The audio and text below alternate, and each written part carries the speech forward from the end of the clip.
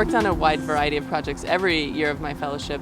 The first year probably was typified by learning how PPL works and how affordable housing development works. I've worked on 2 projects here in the Hawthorne Eco-Village that rehabbed existing houses that had been foreclosed.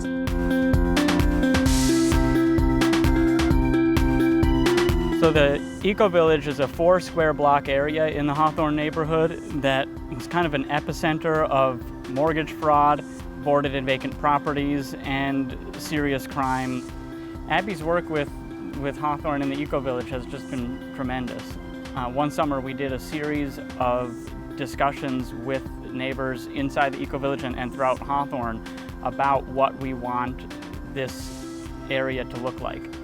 Abbie did an excellent job of bridging that gap of what development and architectural features could look like and how to really talk about that and conceptualize that at the neighborhood level. It really helped the community build a vision for what we want to do here.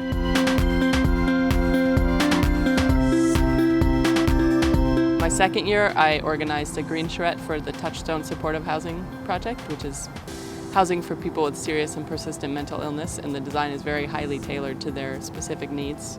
The Touchstone project is a multi-use project located in South Minneapolis.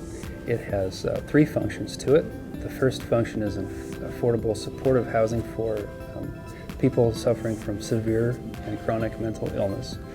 It has a wellness center component, which is meant to extend out to the greater community and also provide support for residents, as well as the Touchstone mental health offices, which will be their corporate headquarters. Abbie is fantastic to work with.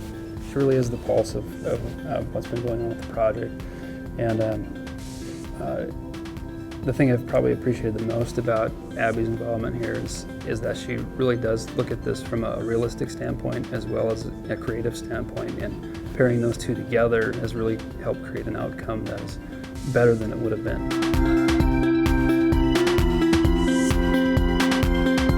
My third year has been focused on wrapping up some of the learnings we had through the Innovation Beyond the Facade forums, a gathering of architects that work in affordable housing design.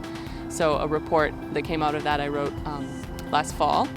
And then through the winter and spring, I've done a lot of funding applications and really gotten into learning that side of development. So in the process of working with Abbie, our Rose Fellow that we were blessed to have, we actually developed a framework that she actually led in reviewing national and local practice of design of affordable housing, where the group of architects that do 90 to 95% of all the affordable housing design in the state reviewed these case studies together that Abbie led, and really came to some realization about what their practice is and what needs to happen to eliminate the challenges of achieving the high level of design that we hope to see, and what are some of the opportunities that we can pursue that are more systemic opportunities to raise the overall quality of design.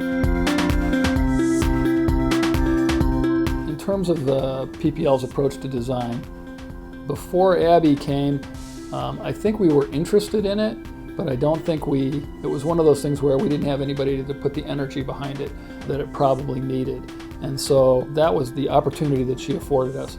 And I think one of the things that Abbie brought to the party, if you will, and that also the Touchstone folks, was kind of a much more rigorous approach to how do we design this building so that the building doesn't just provide housing for people, but actually provides an environment to help them with their mental illness.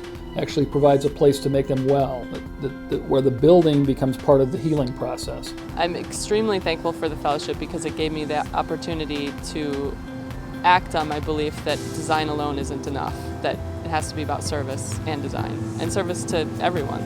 Design is a really powerful tool to solve problems at all scales, from detailing to neighborhood planning, that it shouldn't serve only the people that can afford to pay for it. So I've been so thankful to work with such a huge variety of communities through my fellowship.